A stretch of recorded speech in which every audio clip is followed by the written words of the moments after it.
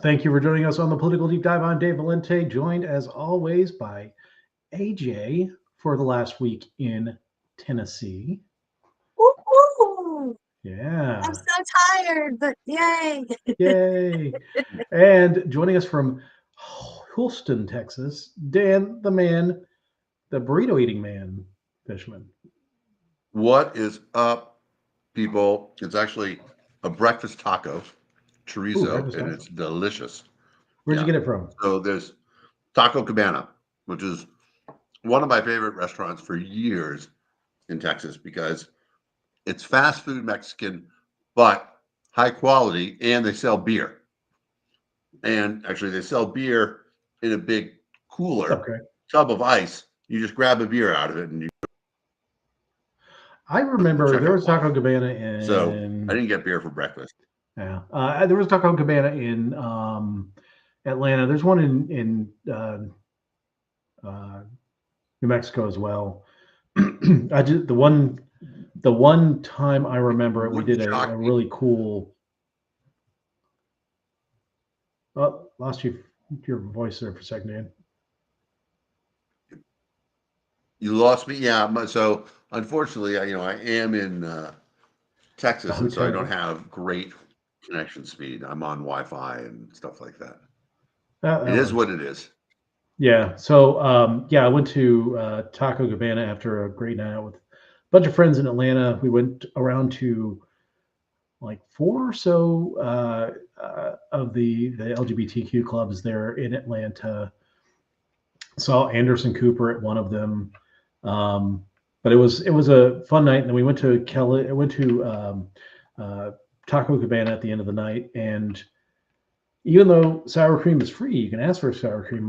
One of the people that was with us thought that you had to make out with the waiter to get free sour cream, and that's how she got sour cream.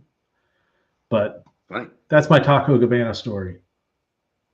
It's a good Taco Cabana story. All right. It is. So, sad news this week in the world of libertarianism. We lost a giant in the field. It was not a surprise. We've been hearing for. We knew that he was sick. Knew that his time was running short. He had entered hospice earlier, and he succumbed to cancer. But David Boaz, former executive vice. I can't remember exactly what his title was, but he was with the Cato Institute for over 40 years, since 1981. Really was kind of the intellectual backbone of the think tank there in DC. David Boaz was a Kentucky-born, Vanderbilt-educated. Really got into political philosophy during his degree.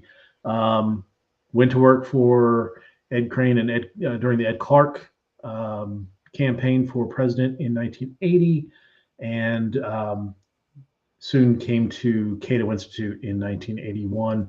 There he served, and really was, like I said, was the intellectual backbone of the Cato Institute, and just an absolutely just tremendous loss for the Institute, losing his voice.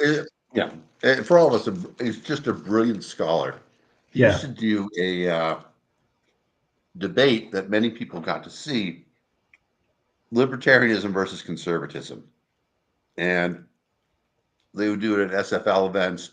They did it at YAL events while YAL was still pretending. He always kicked conservatism's ass. It was fantastic. Just a great speaker, and really a guy who kept abreast of all the issues. So it wasn't. It didn't matter what you. Yeah, it didn't matter what you talked to him about. He always had. I mean, would just rip off from jump and just be able to nail it. He never rested on his laurels. He was always able to apply libertarian principles to whatever was fresh in the news that day. Yep. Which is really awesome. Yeah. I did want to play one quote. This is from I know you were at the LibertyCon. It was the one that I was not able to attend this year. It's his final lectures, essentially. Yeah. He's bald from chemo and all that stuff, but he still just gave a fantastic speech. But this was shared by Becca Congdon, who's now the deputy executive or managing editor of Reason magazine and a friend of ours on the show. Becca is awesome. So let me share this.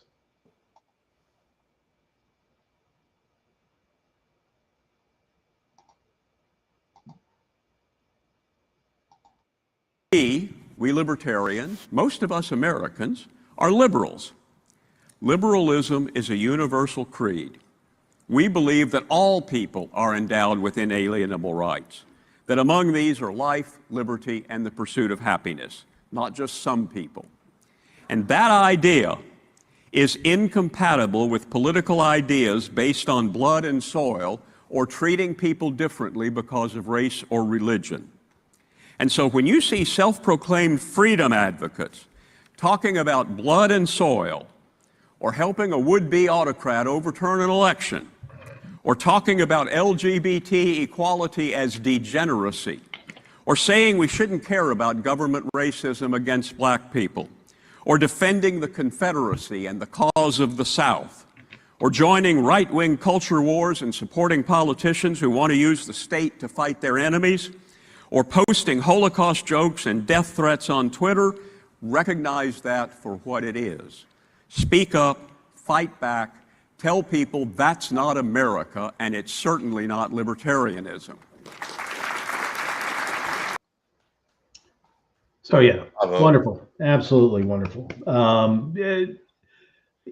He offered several books, but three of the big ones: the Libertarianism, a Primer, came out in 1997. The Politics of Freedom in 2008, and then the Libertarian Mind in 2015. That's where I met David at, I believe it was LibertyCon in 2015. He had a bunch of his books. He signed a book for me. Met him a couple other times at Libertarian Party events. Just a wonderful person, and kind of, he held a room. Like if he was in the room, people just kind of naturally gravitated to him and listened to what he was saying. Just a phenomenal person, and a tremendous loss to the liberty movement. One that needs leadership, one that needs a voice now, that I think it is who becomes absolutely the new voice. So first of all, in the spirit of David Boaz, I just want to say that in America, we pronounce Primer, primer, when we're referencing a book, and primer is paint.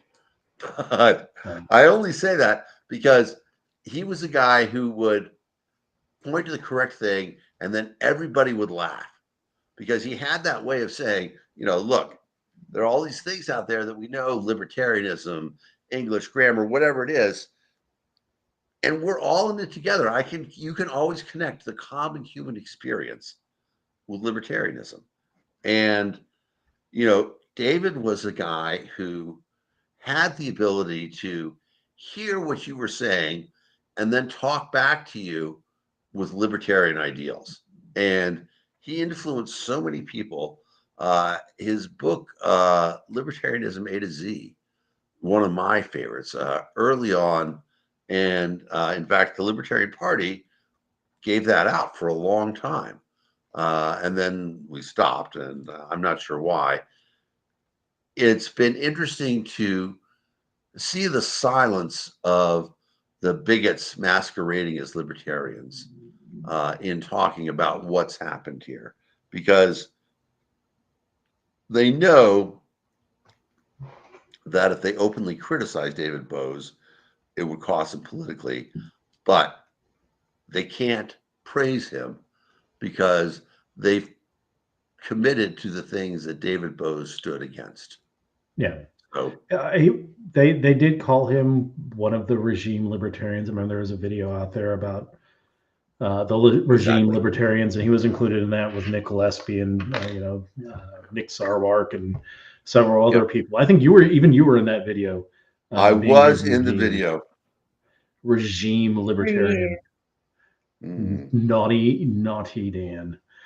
Well, it's interesting because Eddie Izzard has a thing where he calls himself executive transvestite, and I equate regime libertarian with that same sort of thing.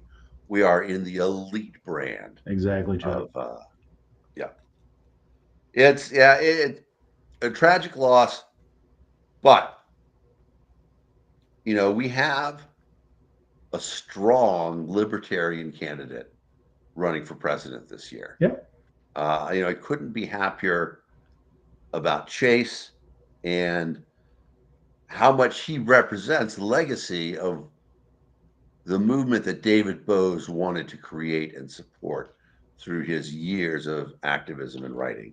And so, in many ways, the best way we can honor David Boaz is to do everything we can for the Oliver Tremont campaign. If they let him on my ballot, I will absolutely. That's the sad thing. I don't know if West Virginia is going to do it. They haven't said anything. I don't think they've even put anything out about his candidacy yet. It is an interesting thing because, I don't know how much of a difference it's going to make, but in many ways, they're sort of killing themselves because votes for the presidential candidate has a great deal to do with the number of delegates you get. Well, not only that, but there's also that you want to have a presidential candidate on your ballot if even if your ballot access race is not based off of the president's running. It's in West Virginia, it's based off of the governor's running. But if you don't have a president candidate and you're expecting people to just drop down and go for the libertarian and governor's race, that you're costing yourself votes doing that. We put together, no question. Yeah, we put together a plan in 2020 to, we had, of course, Joe. Yeah. And then we had David. And Erica, right? We had David Moran run for Senate because Senate was the second office on that ballot. And then Erica running for governor, which is the ballot access race in 2020. Now, I think Erica outperformed all three. And I don't think that Erica's going to have a problem getting ballot access for the Libertarians in 2024. But why take that chance? And you're not. I don't know. We've really beaten this all to death, but the plan that Angela came up with to not run Chase in red states but run him in blue states, which to me, if you're trying to have the influence on the outcome of the election, you run him in the purple states.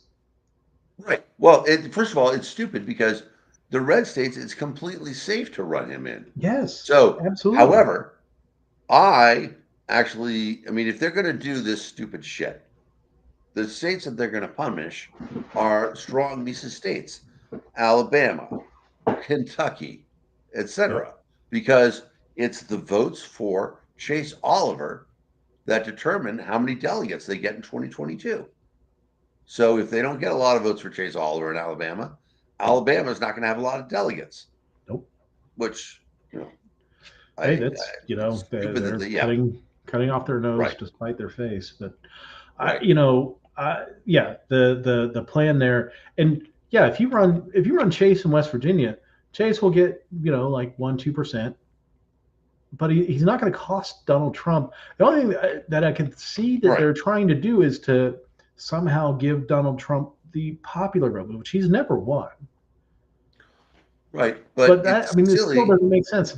Chase didn't come up with that margin. Like Joe Biden had 85 million votes, and Donald Trump had 77 million votes. Joe didn't have 8 million votes to give Donald Trump. No, and the popular vote is completely ridiculous because the popular vote now is always the margin of victory in California. California, is 5 million votes on the blue side. Republicans don't even campaign in California because they've got no chance. It's the most expensive media market there is. And so the idea that the popular vote is anything is completely stupid. But for sure, it's just it's Well, Chuck so puts, dumb that we get dumber by talking about it. yeah, I mean, Chuck makes a good point. Angela is not the campaign manager, but I think that's a fundamental flaw of the whole Mises strategy is to think that the National Party is the one that sets Yeah, policy, exactly. and Right. the National Party is there to run candidates. The candidates are the ones who set the policy for their campaigns based off the campaign's location of where they're running. Like it just doesn't make sense. But before we get too far, because I'm tired of talking about that stupidity. Yes, David Boaz was a wonderful person, a wonderful advocate for liberty. If you're asking me who would be next as far as intellectuals go, I would say somebody like uh, Andy, damn it, young Andy, Andy Craig. Andy Craig. Yes, Yeah, Andy that's Craig is up probably a guy there. that has the intellectual chops to. There are, yeah, I mean, there are other people too outside of the traditional libertarian movement. I mean, Matt Walsh at Reason, Yeah. Soren Dayton at Niskanen, who, full disclosure, is my neighbor. There are other people out there in that space, but nobody's going to carry the water that David did for everybody. Yeah. And I don't it's think we going to should take a try. while. Yeah. It's going to You know, take a collective effort, and it's going to take a while before that person right. emerges. Right. I mean, the movement still has its lions, the Matt Kibbe's, Yeah. people like that. But it was, yep, that's right, Chuck. It would be awesome to have you as a neighbor, although you already went to Tennessee. So I know you're unlikely to move a second time. But yeah, it's a damn shame. We're gonna miss him. Yeah, we are. But he did his work. Life well lived, and glad that I got a chance to meet him and Yep. listen to him and hear his brilliant words. It's still out there on the internet if you want to go see what he said in the past and learn from him. You still can. That all that stuff's still out there. There's plenty of stuff out there to do, to read his books and all that stuff. All fantastic stuff. So let's see. Also in the news this week, actually, as the results are being announced, the European parliamentary elections. So some countries were having full elections all the way up and down the ballot. Some countries are just electing members to the European Parliament. And the results have actually triggered another election that'll be coming fairly soon. So, in the results of the election, let me actually share this because this is actually pretty good. It's interesting. It's also worth mentioning that this is sort of the first big election with the UK out. Yes. So yeah, this does not include the UK. This is from Le Mans, the French newspaper.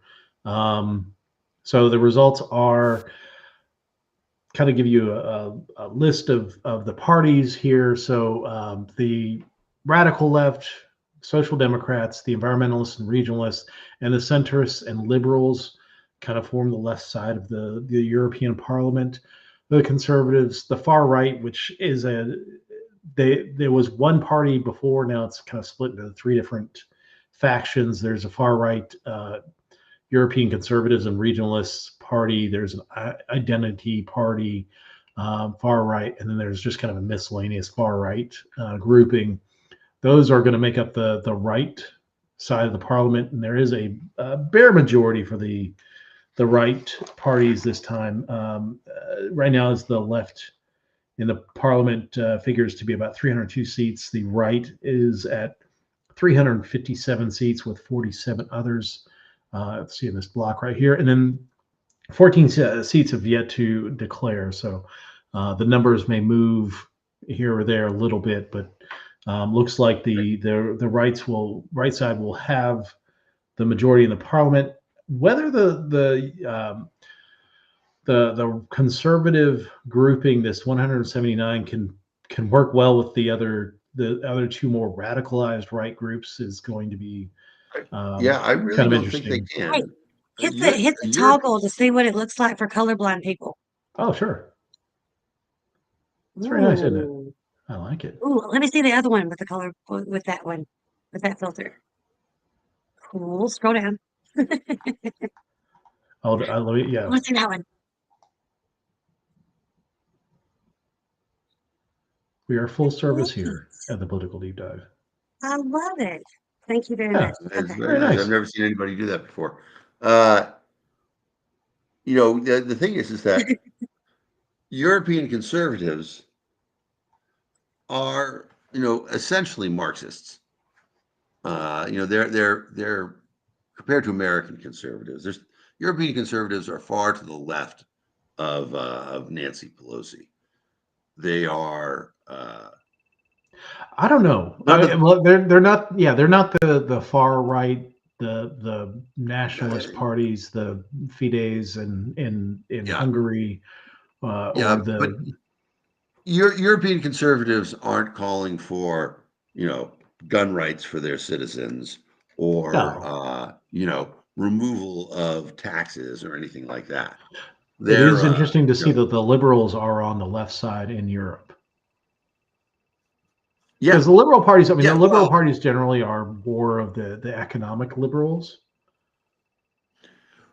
yeah, exactly. I mean, I mean, all of Europe, with the exception of far right, really represents a mostly large authoritarian government. Yeah, Now, their purpose in terms of what they're going to do with the government is different. If you look at Ireland and Italy, some of the Catholic countries, Poland is in that group as well. They tend to be morally more conservative than the French, who sure. are in a different space. On the other hand, 50% of the reason that England is out of the UK is because the French try to tell the British how they can make cheese, which is Yeah, not something you should do in terms of fishing and all that stuff. Yeah, a European government. the Exactly. interesting result here is in France, where the far right party, and we've had Yep. scares from France in the past of the far right Le Pen. party taking over, and Yep. they do really well in the first election, but then in the runoff they end up getting trounced. Here it's a traditional parliamentary election, so it's basically first result gives you your seat. So the far right did a lot better here. They won 30 of 81 seats in France. And in results, and Emmanuel Macron's group, I think they're in the liberal grouping, but Right. they fell to one of the lowest results. They fell below, or right at the Social Democrats in France. So Right. in response, Emmanuel Macron has dissolved Parliament, which led to a very interesting tweet from the redheaded libertarian, which we'll laugh at here in a moment. I was gonna say, That which redheaded libertarian though, too? the redheaded libertarian on Twitter, the Yeah. one that's on the Timcast. Yeah. Um, Yeah. The craziest of them. yes, yes. Not our friend Elaine, No, Elaine's who awesome. also goes Yeah, by the red. yeah. Yes, exactly. But yeah, so I'm not sure how long it's going to be before the French election, but parliamentary elections don't take a whole lot of time. We're right in the middle of campaign season for the Brits, who are going to have their election on July 4th. So while we're It's watching gonna be a fireworks doozy. go off, there'll be fireworks going off in Britain. Probably seeing the Labour government return there in Britain. I'm assuming Yeah, Keir I agree. Starmer will be the prime minister there in France. So that is, it's concerning for me because again we're seeing the hey Hody, how you doing? We're seeing the rise of more of, and again this is a parliamentary election, so you're not seeing runoffs like they do in France. where the voters then congeal to pretty much soundly reject the far right. But they're getting more and more power in the continent, which is not good. Um, this wave of far right nationalist parties, it makes me start to think of interwar period from Europe. Like we are seeing a situation where we're going to end up having uh, yeah you know the things breaking apart in Europe like we've never seen before. I know that Ukraine is probably one of the things that we can talk about. That one of the things that may have hurt Macron is that he has been very vocal proponent of not just being involved in Ukraine and arming them, but also oh, we lost Dan. Dan's down, but Lieutenant Dan. So yeah, we're coming to a point where we could be seeing a breaking apart of the European order that has been existent since the end of World War II. And I don't like that idea. I mean, that's, Europe, divided Europe is usually not a recipe for good things. And, um, with Europe's history before 1945, the propensity to be at war a lot. Oh, we got Dan back. Hey. The propensity to be at war a lot. The idea of keeping the European Union together is a lot more palatable than the alternative. But not the only election result that we had this week. Earlier in the week, Narendra Modi, the Prime Minister of India, had a defeat of sorts. He's still going to be Prime Minister of India, but his party lost seats to I would say it's probably more of a left-wing movement in India. They no longer have an outright majority. Yeah. So they're going to have to form a government with somebody else.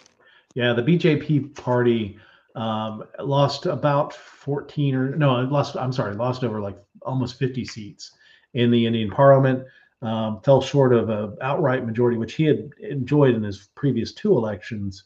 So yeah, they're going to have to form alliances with some of the regional nationalist parties, which makes no sense, but regional nationalist parties in India to form government, which is going to be a first for him. We'll see how well they can keep things together, but especially because Modi has a wow. I cannot Mr. believe President. the presidential candidate Chase Oliver is on our show. What a privilege. Chase, thank you so much for everything that you've been doing. You've been working so hard. I am really excited. I'm doing everything I can to advocate for your campaign. Yes. Your candidacy. Let's get Chase on the ballot. That's awesome. Uber nice. Home. That's good. Yeah, get home safe. This was the kickoff party in Atlanta today. I unfortunately was not able to make it. I had to be in Houston, but I can just imagine how excited hot Atlanta was for favorite son Chase Oliver. So I wish I had been there. Yes. Yay. We love Chase. I do want to blow our own horn a little bit and point out that every candidate who was on the political deep dive before Tuesday is the kickoff party. All right, good. Every candidate who was on the political deep dive before the show, before the convention, ended up on the presidential ticket because the only people who came, privileges. Exactly, were our president to be Chase Oliver and Mike Tremont. So I'm excited about that. I apologize for the misstatement. The kickoff campaign is Tuesday in Atlanta. I might be able to make it. Flying back tomorrow. I can't make it. I'm in Houston now, but man, people who live in the greater Georgia area, please Yes. Get down there for a great time.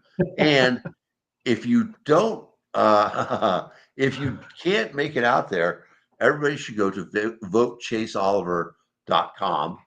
And I think there's a new campaign website as well. I apologize, I don't know that. I have votechaseoliver.com bookmarked. And one of the important things to know is that early money counts twice. So if you're concerned about the fact that you only have $5 to give to the campaign, $5 given in June is the equivalent of $25 given in September. So give that $5 right now. Yeah. $25 given right now. Go ahead. Well, remember that it's no longer election day. They talked about November 5th as being election day, but most states are, there are states that do voting by mail only, like Arizona, Yep. Oregon. States do early voting. Early voting. So it's really election season that really kicks off at the end of September. So the earlier you can give money to a candidate, the much better it's going to be able to be used more effectively and getting the word out. I did hear that Chase is going to be part of the free and equal debate in July, and that's going to be awesome. Fantastic.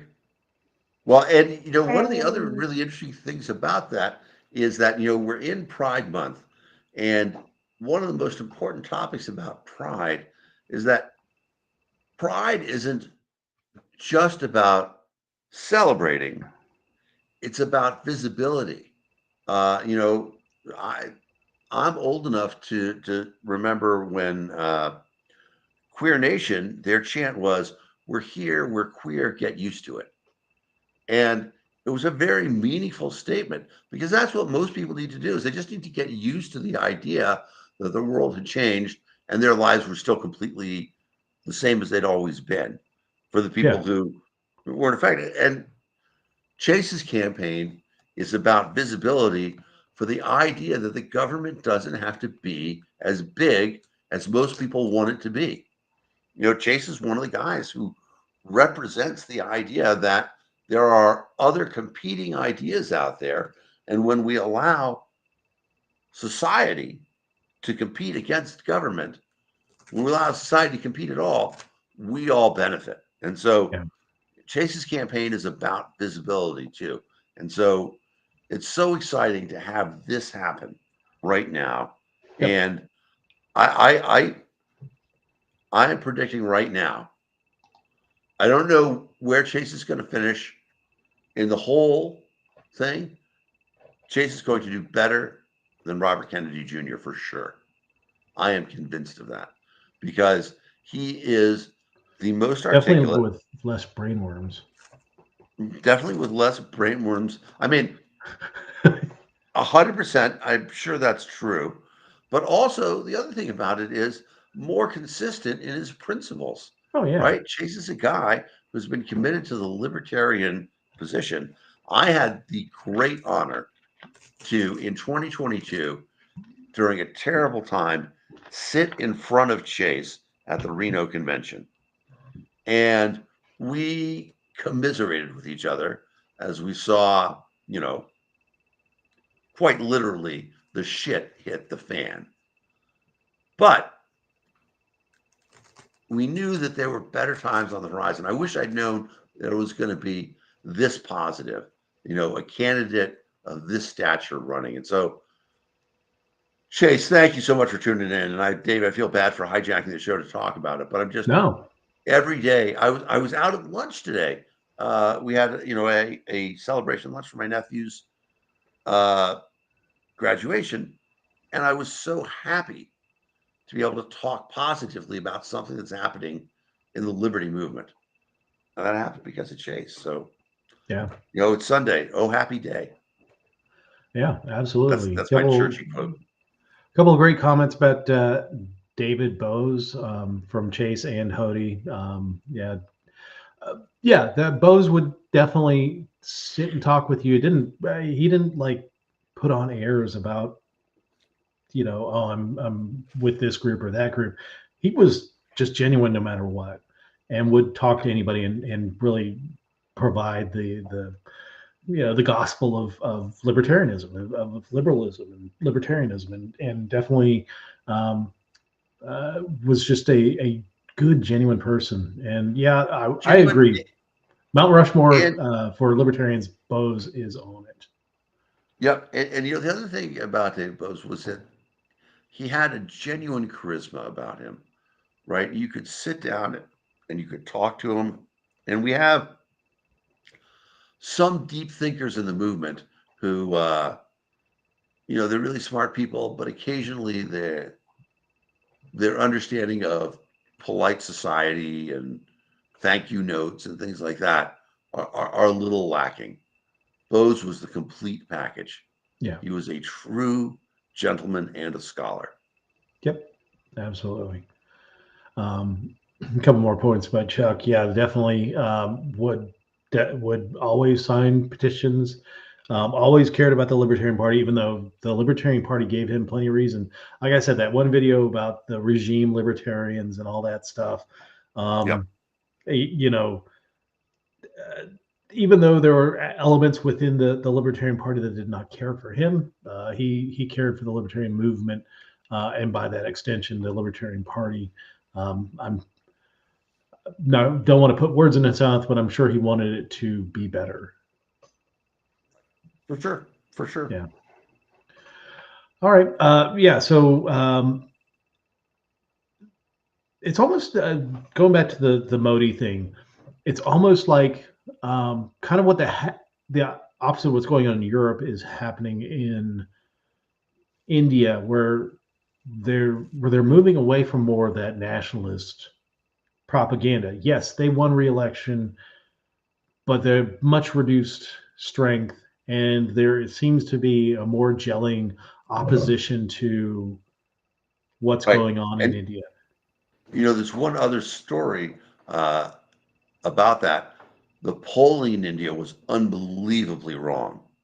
They have a poller, a guy named Pradeep Oh yeah, yeah, Gupta, yeah.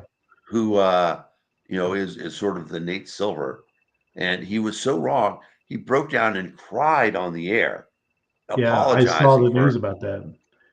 Yeah, it was crazy, uh, and it goes to show that polling is really an inexact science. It's always been kind of bad, but now it's really bad. It's really And I hard to poll. Like yeah, a country with 1.4 billion people to get some kind of an accurate poll with the country. It's a parliamentary democracy as well. So you've got not just national parties, but you have local parties. To be able to identify the strength in states that are massive yeah, versus smaller states to get an accurate representation of the polling, which is why I mean, like I look at national polling for the presidents, and they're like, oh well, Trump is leading Biden by this, or Biden's leading Trump by a point or two. National polls don't really matter. Like we're talking about a series of statewide polls that you need to be talking I, about I to get think us true I think strength. that part of the issue too is that polling is not really good at understanding who is actually going to vote, Yes. because there's a lot of, you know, I truly believe that the MAGA people are disproportionately represented in our politics because they always turn up to vote. It is part of their duty, their sacred vow, et cetera, et cetera. And a lot of liberals and dare I say libertarians don't vote. In fact, libertarians used to say, "Don't vote; it only encourages them." Well, True. here we are, and it's crazy to see so many people feel politically homeless now and not have anywhere to go, and to Yeah. feel like they have to. Like, I know people who are, and I don't want to start off the firestorm in this place, who would never have described them as single issue voters, but can't vote for the Democrats because of the radical fringe in the Democratic Party. They're like, I don't want to give power to AOC.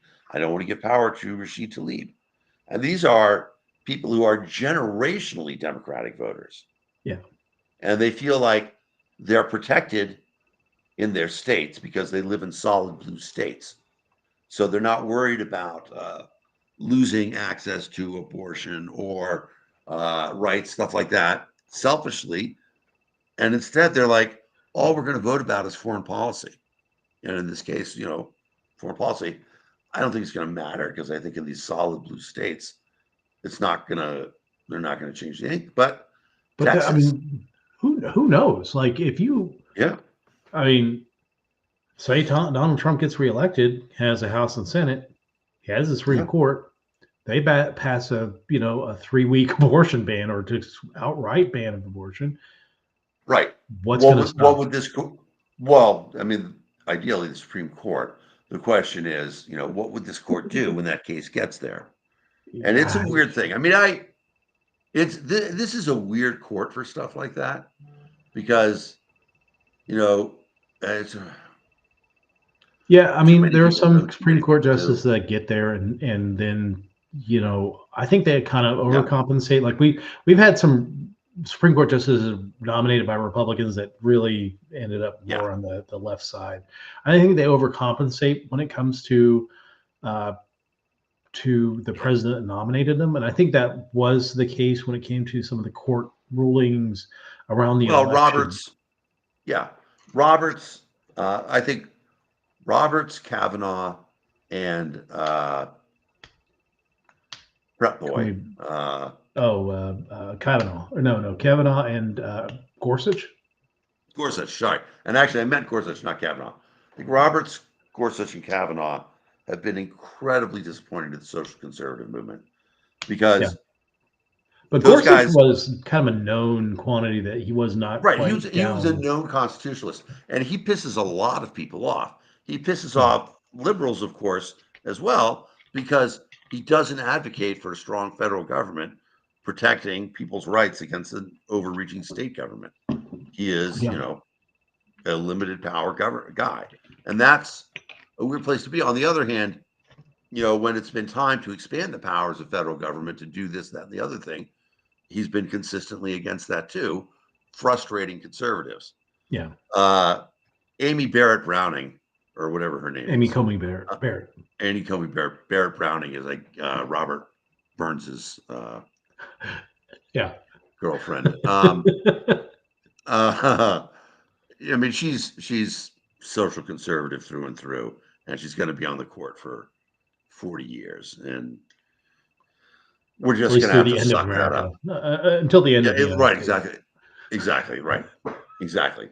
And that's just unfortunate.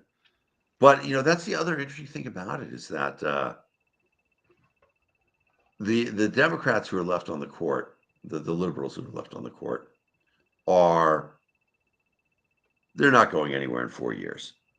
They're all, knock on wood, none of them are near retirement age. So yeah, because they replaced Breyer with Ketanji Brown Jackson, right, and Elena Kagan, Sotomayor. Sotomayor is also relatively young, right? But it's six. Well, and so then of course the interesting thing is that Roberts. I mean, right? We have Obamacare because of Roberts. Yeah. Right. He voted for it. That is crazy. Now, I certainly disagree with him pretty strenuously on that. In fact, I can't understand it at all. But the idea that you would say, well, that guy is a conservative. He voted for the biggest government of all time. Well, he's despite the government arguing it was not a tax, he said, yeah, it's a tax. Right. It's a government tax. It's perfectly acceptable. Which, yeah, I mean, confounding. I'm not going to disagree with that, but yeah, I don't know. I still do not put any faith in the Supreme Court. It's I don't really either. It's like the whole adage that relying on 9 federal employees to rein in the power of the federal government is not always the right thing to the right thing to hope for, especially And with the that's ideological 100%. bit. Right. Yeah. And that's 100% where we are. Yeah.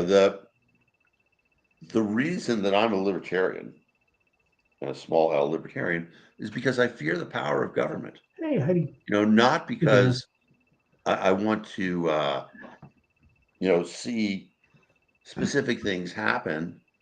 I want to see specific things not happen.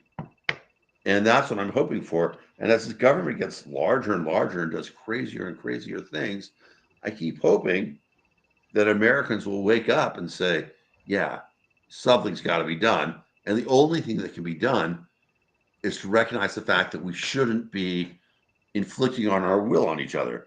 But instead, each side keeps thinking, when I get in charge, well, I'm going to do this to you. And And it's that's terrible. we're seeing that in news reports after the Trump speeches after the conviction, that boy, when we get in power, look out. Yeah. And we're getting And to a point now where we're having government by revenge, which it's 100% true. And the fact that people don't see the correlation, they don't see the correlation between banning plastic bags and whatever is the craziest Republican shit that they've come through too, right? I know Republicans are talking now about banning vowels from the alphabet because vowels are. I'm just kidding. I well, made that up. But vowels are yeah, woke. vowels are woke, and so they want to get rid of the vowels. But whatever is the latest stupid thing they're doing, it's always tit for tat. And anytime you use a small majority to get your way, and I try to go back and think like, what's the first thing that I remember that was really bad? Obviously, Obamacare is terrible on this, Yeah. but you could go back and say, well, what about the continuation of Well, the No Child war? Left Behind. No Child Left Behind. In many ways, the creation of the Department of Education. It's fascinating too. Jerry Brown, who was governor of California, ran for president as a Democrat. He was the largest critic of the Department of Education being created. People forget the Department of Education's only been around for 50 odd years. Not All even that that. stuff, Yeah.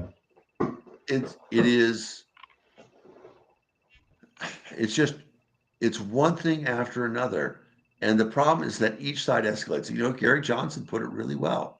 He said, we are being kept in a state of perpetual debt and unending war to justify more and more extensions of the power of government. Yeah. And that's exactly what happens.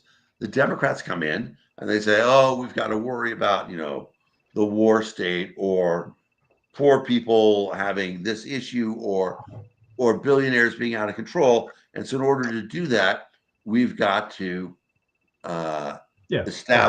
we've got to increase our powers. And so they do that, but in reality, they're just increasing the power of government. And then Republicans come in and they say, well, in order to protect society, we've got to do defensive marriage or whatever, the crazy shit that they've pulled. And then, but really, what they've done is, again, they've increased the power of government. Yeah. There's got to be some way. And we're playing. I've said it. You play zero sum games with politics. Eventually, you're going to be rewarded with the sum of zero. Like it's eventually going to happen. We often create the cudgels with which we're eventually beaten. Yeah. We're seeing a rise in political violence, especially in Europe. This election saw violence against some German candidates.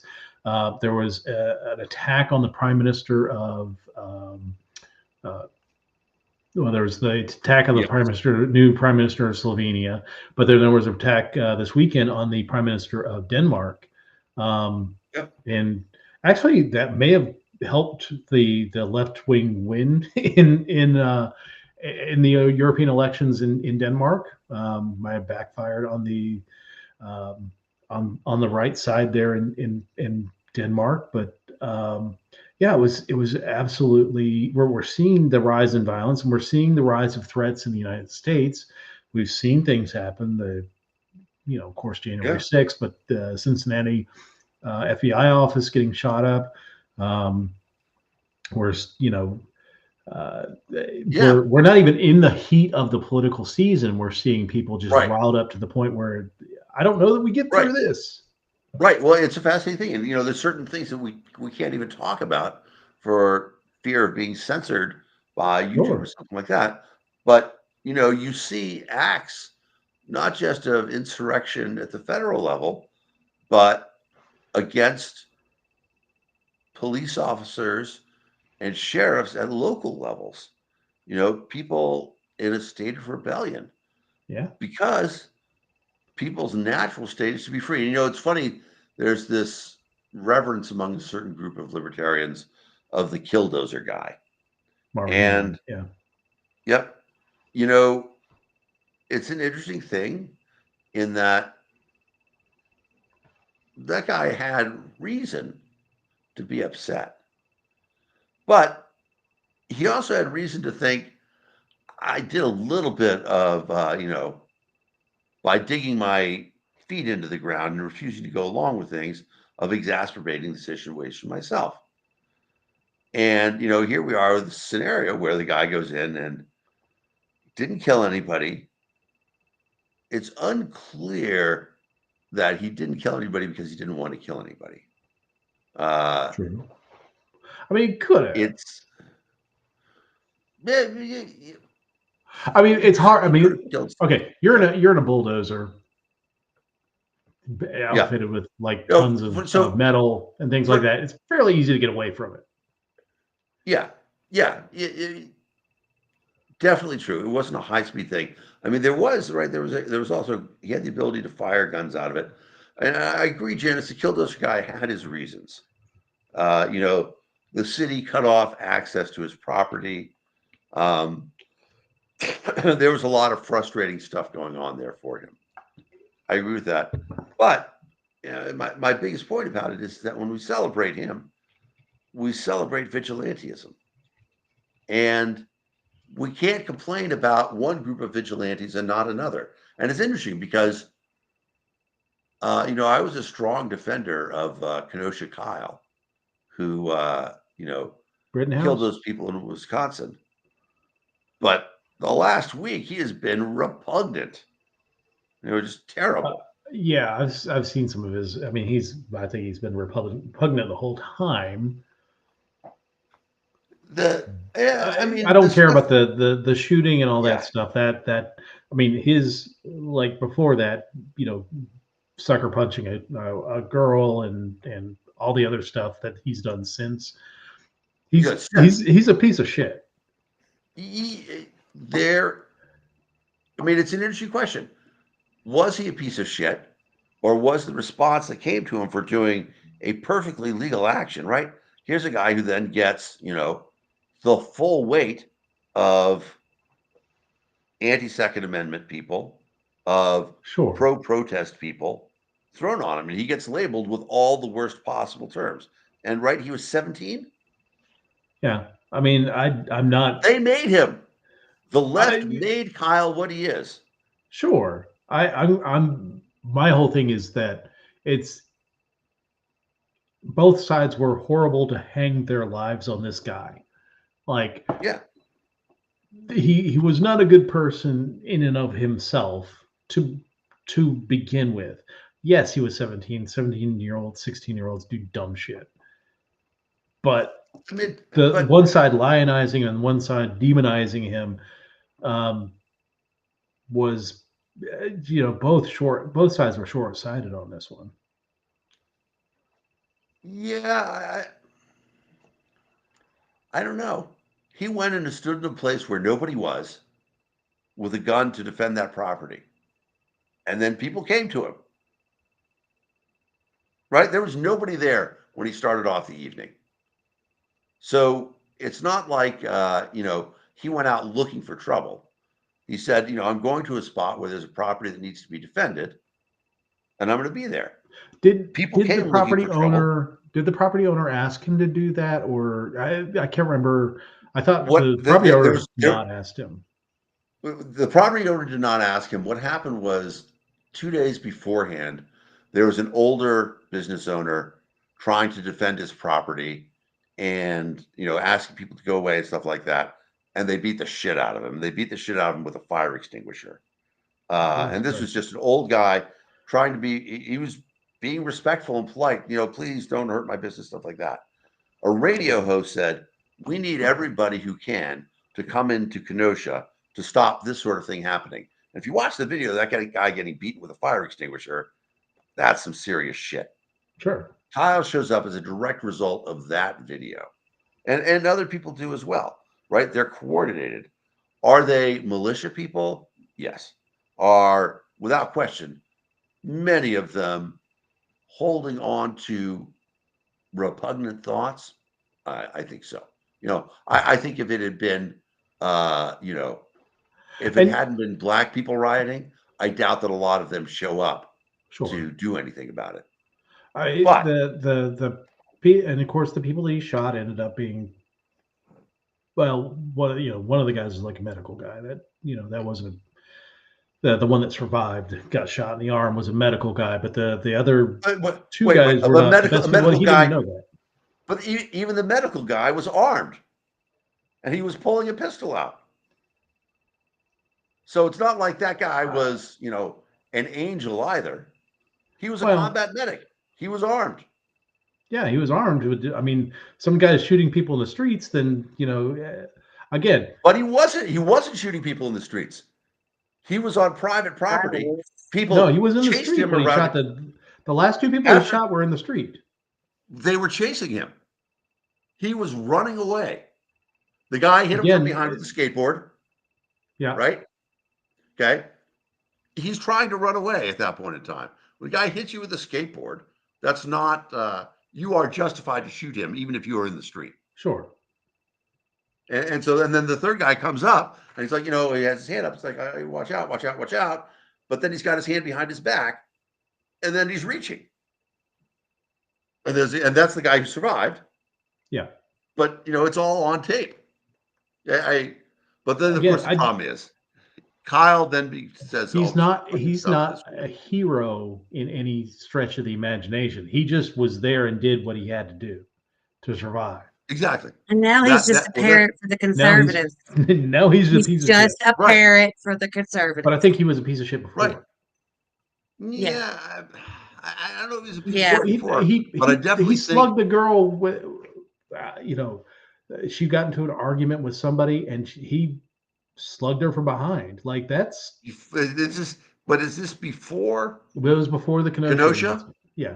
Okay. I'm not aware of that. There's no reason to hit anybody, regardless of gender, especially a sucker punch. And so anybody who did that is a piece of shit. Yeah. So that's what Kyle did. Then he's a piece of shit. I agree with that. So I'm not surprised he did the heel turn this week, but he was always kind of in that whole right-wing reverse podcast stuff. So, Hoodie's right. As you put out, they lionized him. Yeah. Hoodie's right. The left did the left fell into the trap of the police protected government buildings and they directed them to private businesses, let them protest in front of private businesses. And then when, the rage spilled over and businesses started being targeted because there was so much pent up rage and they were impotent because they couldn't get to the places they wanted to get to, the government buildings and things like that. And, whenever they got close to government buildings, they get beat back pretty hard. So they were already antagonized and then they would start to burn down local businesses, which, I will never agree with the idea of burning down local businesses. If you're that mad, go for the gusto and hit the government buildings. Don't burn down private buildings. Because it does do no good. I mean, I am a true believer of fuck around and find out. That's where the bottom line has to be. If nobody had been looking for trouble that night, nobody would have found it. Well, mine's more generally on the whole 2020 summer of George Floyd was that they were people were pinned up into these areas, and the police know that if you burn down buildings, you're going to start getting the public against you. That was a tactical maneuver to get the public at large against what was going on, and protecting the government buildings, protecting themselves.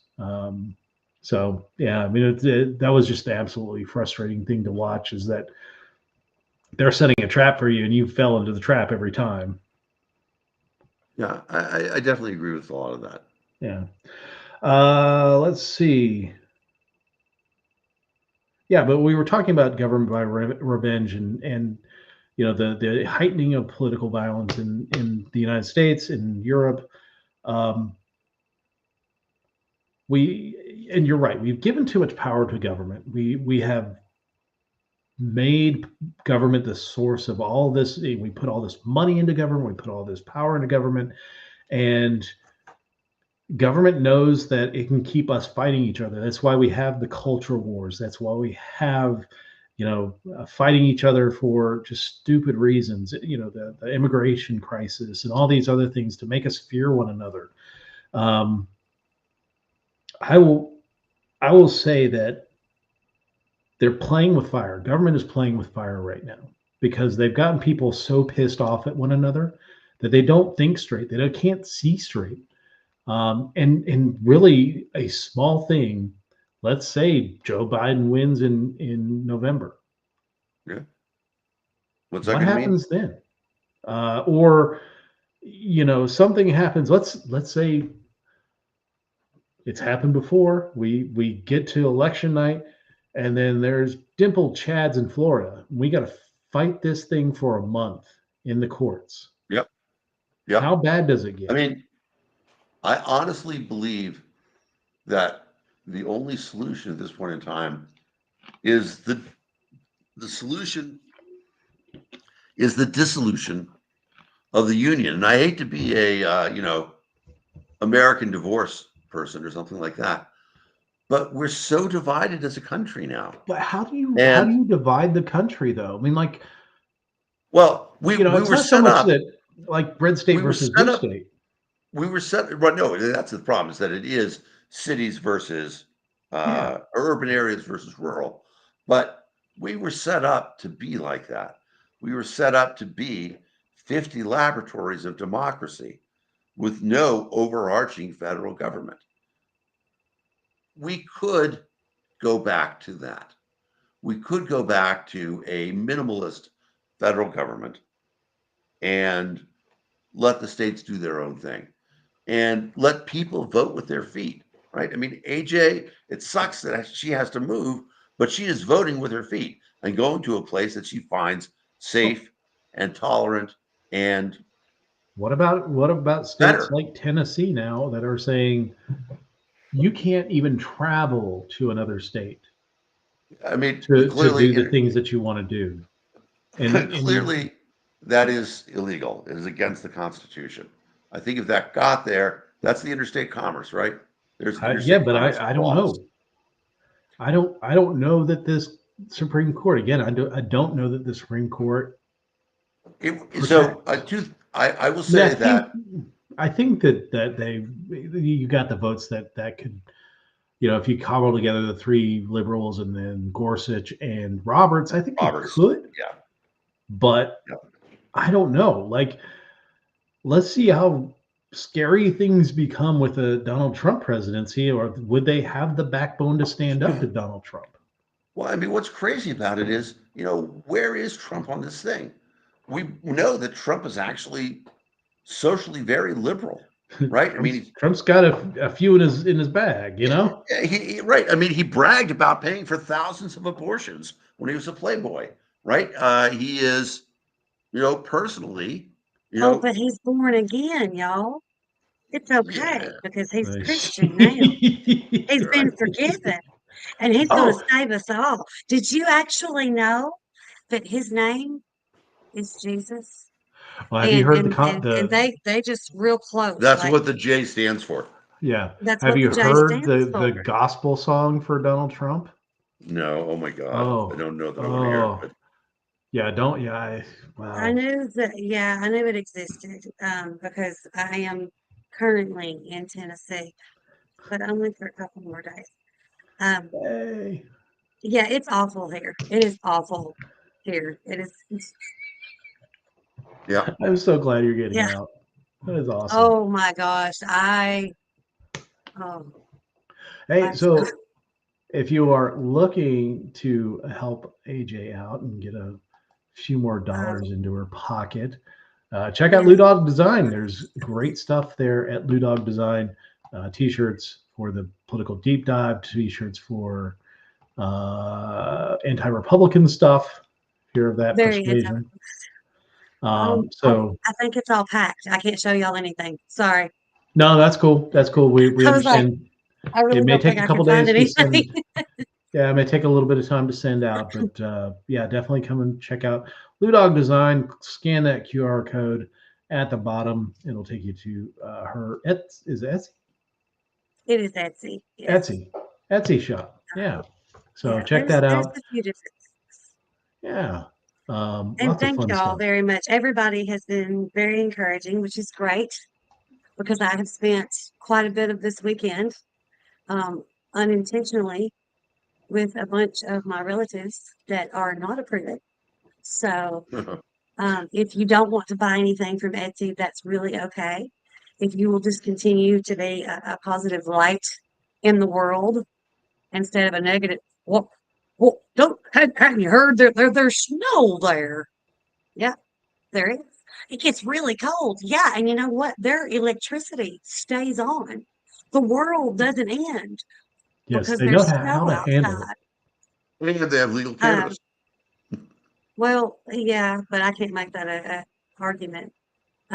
Essentially, what somebody said earlier was like, oh, well, what are you hoping to find in Colorado? And I was like, I've heard they have human rights there. Um, yeah, but no, everybody's been really cool. I've had great messages and there have been lots of donations. I do have several family members that have helped me. Papa Bob went over my brakes, rotors, and tires. Uncle Tough has looked at it, everything else, the fluids, the thingamabobs, the fans, the belts, the whirly wigs, all those things. They're doing what they're supposed to do. Nice. Um, my nephew Andrew is going to drive the U-Haul across the country for me, so that's fun. Yeah. My mom did all my laundry because my washer died. Oh no. Um, yeah, it's been eventful. But no, I've had a lot of help, and we're almost there. I know. I'm so We're excited for you. I'm so so close. excited for you to start this new chapter in your life and get your family to a state that is not absolutely fucked up. I couldn't have said it better myself. I was like, and now motherfuckers are attacking Dolly. Dolly? That's Oh yeah. crazy. Like That's But, weird. I was responsible for some misinformation there where I said it uh was the Federalist Society, and it's not. It's the Federalist, which is a different publication than the Federalist Society. ah, So it's the Federalist who, uh, this isn't a it was big a change for them. dumb They've article always been too. small-minded. It's so dumb. I mean, how can you not love Dolly Parton? I don't get it. That Yeah. woman is amazing. Yes. Everything she's Yes. done, the story, I'm still waiting for a good Dolly Parton biography pick to come out because I really do want to know the story of she had this sort of Svengali relationship with it's not Honus Wagner, that's the baseball Porter player. Wagner. Porter Border. Wagner, thank you. And I really would like to know what actually happened there. And I don't think that story is We won't see that well until documented until after she yeah. passes, you think? Yeah, I Maybe. don't Maybe she doesn't want she's to, but very private. yeah. I Yeah. don't think that she wants that information out there while she can She's control it. yeah, she is just so amazing though. And it's funny, Yes. I think I talked about this last week, but I ended up rewatching Steel Magnolia, and that movie is such a punch to the heart. It's so strong and so powerful, and Dolly's amazing in it. And I remember seeing an interview with her, and they're talking about that, and obviously one of the themes of the movie is that Shelby essentially gives up her life so that she can have a child, and Dolly has no children, has always been committed to having no children. And somebody asked her about that, and her answer was so good, and she's like, I truly believe that people should have a calling like Shelby did to want to become a parent, and I never did. It doesn't mean there's anything wrong with me. Doesn't mean anything right with me. I just didn't have that calling. And I'm like, that's such a beautiful piece. As a person who's also childless, I never felt that call either. In fact, I thought about what a terrible child I was. I'm like, good God, I don't want another one of me. So I know I joke a lot about having chloroform if I had kids. Does this rag smell like chloroform to you, kid? Dolly made sure that kids across Tennessee had books to read. Yep. Yes. Dolly made sure that after every single tornado, there was a donation. There were the bottles of water that would roll up. Dolly has donated to so many different funds across the state. The Moderna vaccine. I got that the day before Christmas Eve. Gosh, 2020, I guess. And we went because Dolly had, honestly, we went because Dolly had donated to it. It was like, well, I feel like I can trust this one. Yeah. And I don't know. It's wild to me that anyone would have an actual problem with her because she hasn't changed at all. She is exactly the person she is now that she was in the 80s. And there's this famous story that she entered a drag queen contest, and it was a Dolly lookalike contest, and she lost. And she thought that was the funniest thing ever because she's that person. She just has this huge heart. Yes. She is also a person of faith and a person of substance. And she lives by the dictates of her faith. She is honest and open and true about it. She doesn't evangelize. She doesn't preach. She doesn't tell other people their engine is wrong. But she has this moral compass that she feels like she exemplifies leading by example. She does. I mean, I am a richer person for knowing Christians like Dolly Parton, who exemplify. I say this all the time too, and as I've said a million times on the show, I grew up Jewish, didn't really stick. But if everybody lived in the world as guided by the Gospels, the actual teachings of Jesus, we would have a wonderful world to live in. Very few people do that, and that's where things go wrong.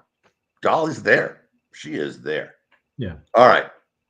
Well, if we keep going on, this is a Dolly praise show. Yeah, I know. We love Dolly. One thing, Louie now has a Dolly hoodie that will come in handy when we're in Colorado. Yeah. Because I just felt like we had to represent, All right, and I'm going to give us our listeners an assignment next week, or in the comments for the show, but post your favorite obscure Dolly Parton song. So you guys think about that, put some comments in there, and we'll talk about it next week. Yeah. Let me hide the chat. You guys ready for I'm ready for the quiz, baby. Let's do this. We'll see what happens. All right, CNN News Quiz for the week ending in June 6th, 2024. So everything that happened in the last couple days is not in there. Early's 21st birthday. All right, let me... we know what that is. That's the Boeing Starliner. The Boeing Starliner. We got IV drugs and the D-Day celebrations. Yeah. 80th anniversary D-Day. This is probably going to be the last. You might get a couple making it to the next one, but there'll be like 107 If you were a 17-year-old getting into the military, you you're would have been in the 97 landing. now. And Yeah, you're 97 now. So Right. 10 more years, you're going to have maybe one or two left. We're rapidly running out of the World War II generation, which is sad. All right, question number 1. Which country elected? This is a great story as well. Which country elected its first woman president this week? Sweden, India, Colombia, or Mexico? I just want to say it's because of the vast global Zionist conspiracy that he was elected. It was Mexico, the first female and first Jewish president of Mexico. Congratulations. Yep. Yeah, Yeah, so, I think that Claudia it's going to be really Steinbaum. nice for Mexico. No, it's really cool. I mean, Mexico has always had kind of a reputation of being a very chauvinistic society. And to see and it wasn't just that, she won the election, but the other main candidate was also a female as well. So I hate saying female. I think they have a higher rate of female representatives in the United States in their legislature right now. But yeah, Yes. Let's see. Heidi got that right as well. What do you, Heidi? All right, question number 2. Which vaccine will likely be updated this fall? Shingles, measles, COVID-19, or chickenpox? Got to be COVID again, right? It's got to be COVID is because, I mean, a flu COVID variant. is going to become like, I mean, It's going to be like the flu. yeah, I mean, it is the flu vaccine. Like they're still saying that there are variants of the quote unquote Spanish H1N1. Yeah, that they make the flu vaccine for. So, yep, COVID-19 That was the is first injection I ever gave as a nurse was an H1N1 vaccine. The more you know. So yeah, new vaccine coming this fall after FDA's vaccine advisors voted unanimously in favor of updating the shot. All right, question number 3. World War II veterans were honored on the 80th anniversary of D-Day this week. Where is the site of the famous landings? Okinawa, Pearl Harbor, Normandy, or Monte Cassino? Anybody who got this wrong. I will say, though, I can't see the bottom left. Oh, Pearl Harbor, Hawaii? No, Monte Cassino, there was a big battle there. Yeah, I mean, that's where yeah. Yep. But, yeah, it was Normandy. It was Normandy. Yep. Norm. Heidi is 3 for 3. On fire. She got the Rona one. She got the Normandy one. She got Mexico. Right on. But yeah, like I said, probably going to be the last big one with lots of veteran participation. Maybe the 5-year, the 85 years, they might see a few more. But yeah, 10 years, the 90th anniversary, very doubtful to see much. Right. I think we're at the stretch where I think pretty soon they're going to have to do the Futurama thing where it's the heads in glass. The heads in a glass jar. Exactly. Well, I mean, there was a World War II vet, Normandy vet that passed away on the way there this last week. Yeah. Question number 4. Which social media platform did President Donald Trump join this week? And this one is the height of irony. Instagram, TikTok, X, or Threads? It's got to be TikTok. Giant. It was TikTok. Yes.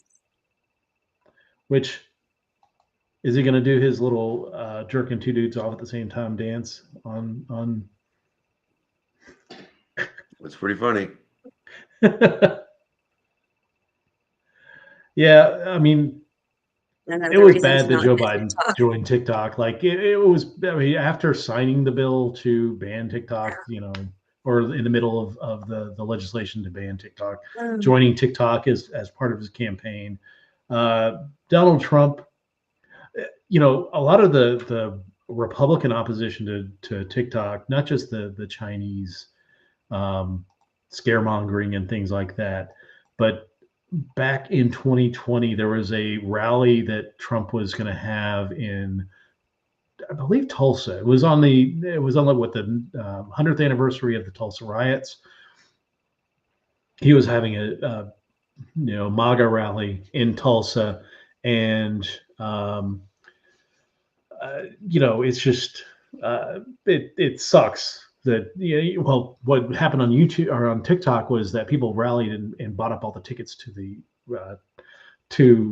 Tulsa rally, and that's what had led a lot of Republicans to hate on the app.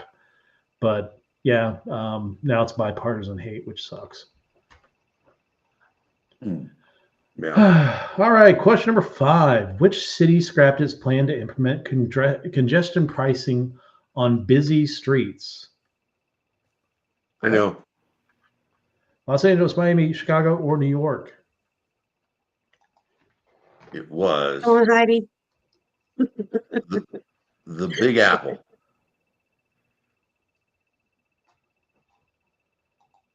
Heidi got the last one as well. Yeah. So Big Apple. I mean, that makes sense. It was either that or Los Angeles. Those two make sense. And what's happening is that I'm sure they're going to go into it, but traffic is so down into the city that they didn't want to cut it down anymore. Well, yeah. I mean, you're having people flee from, in-office stuff, and people don't have a reason to go down into the city. If they're not going to work, visit their shops and things like that. I'm sure that would absolutely kill business if they started charging tolls on the local roads. Yeah. All right, question number 6. Which weather event caused dangerous conditions across the western U.S. this week? Dense fog, heavy snow, I wish, extreme heat, or record rainfall? Heat wave. It is a heat wave. I agree. Brutal heat dome, beyond the heat dome, is ramping up and sending temperatures to dangerous levels in California and the West. It is the region's run Barter down. Yeah. It is the region's first significant heat wave of the year. 107 degrees. Whew. Lord have mercy. Although out west, it's a dry heat. I have heard that.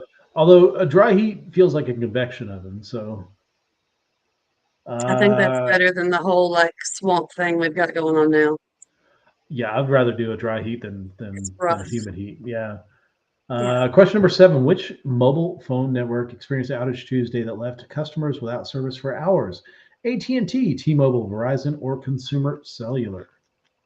I think it was Verizon. I don't know. I it have was Verizon. AT&T. I didn't notice any outage.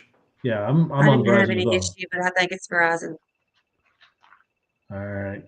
We have a dispute. Verizon or AT&T? Heidi, what say you? Yep. Heidi's on a streak right now. She's going streaking. Because she's in that heat. Green hat. Oh, that's true. Yeah. Oh. She said question. Oh. Wow. Verizon. I gotta say it's AT&T. All right, you go right ahead, sir. Right, You're the go one for with the clicker. Yep. Nice job. There you go. See? Nationwide Saved us. AT&T outage Believe in temporarily yourself. prevented many customers from completing calls between carriers. AT&T. Poor Lily. There you go. All right. Next. Question number 8. Which vegetable was recalled more than a dozen states due to possible contamination with salmonella? Oh, Craig got it. All right. Nice job, Craig.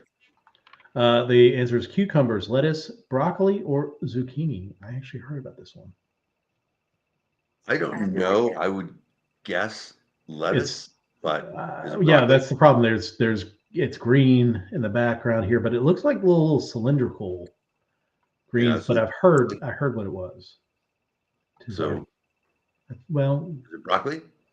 no, it's either cucumbers or zucchini. I think it's cucumbers. All right, let's do cucumbers. Let's see. Let's see. Anybody have a guess out there in TV land?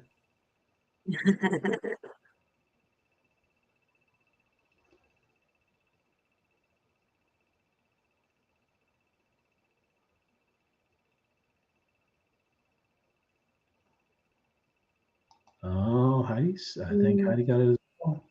Cucumber. 160 people in the U.S. have been sickened by salmonella outbreak, potentially linked to recalled cucumbers, according to the Food and Drug Administration. Oh, this is the easy one. We'll let AJ handle this one. Which two teams are facing off in the 2024 NBA Finals? Boston Celtics versus Dallas Mavericks, Toronto Raptors versus Golden State Warriors, Denver Nuggets versus Miami Heat, or Los Angeles Lakers versus Orlando Magic? Heidi. It's funny because the Raptors against the Warriors is actually, an analog of the Drake Kendall Lamar feud that's going on right now. Yeah. But I'll go ahead and represent my C's. There you go. Celtics. Heidi got it. Okay. Thank you, Heidi. Mavs and Celtics. And Luka Doncic is now out. Okay. So it's going to be, I think it's going to be a Celtics sweep. Probably. That's like the weirdest picture because, just like a toe is touching the floor.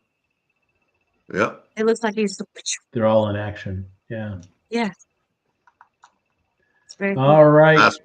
Last one. For a 10 for 10 week. Boeing Starliner soared towards space in a historic mission this week. How many NASA astronauts were on board? 2, 4, 6, or 8? Who do we appreciate? Who do we Who appreciate? do we appreciate? Exactly. I know this one. 2. Yeah, it is 2. 100%. Boeing Starliner carrying 2 astronauts safely docked with the International Space Station after the spacecraft encountered issues while en route. I didn't even hear about that. So many other screwed up stories either. But yeah, it marks the only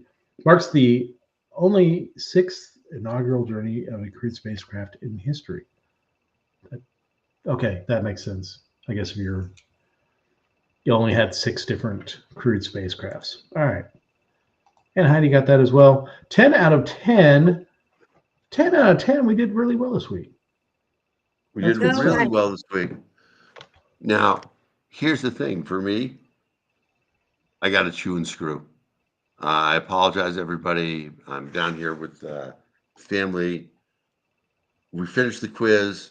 I'm going to sign off. Yeah. Thanks, everybody, for joining us this week. We'll try and get a guest for next week and have a good time then. Maybe AJ will be back with us. Or live from Colorado, bitches. Colorado. Yeah. Very nice. So thanks for joining us this week, and we appreciate everybody watching. Give us a like, share, subscribe wherever you're watching us from. It really helps us. Helps boost all of the good things. Improve those algorithms. Thanks. Algorithms. Algorithms. Remember Al Gore dancing at the Democratic National Convention. But have a good night, everybody. We'll talk to you all next week. Hi, guys. Night, Gracie. Good night, Gracie.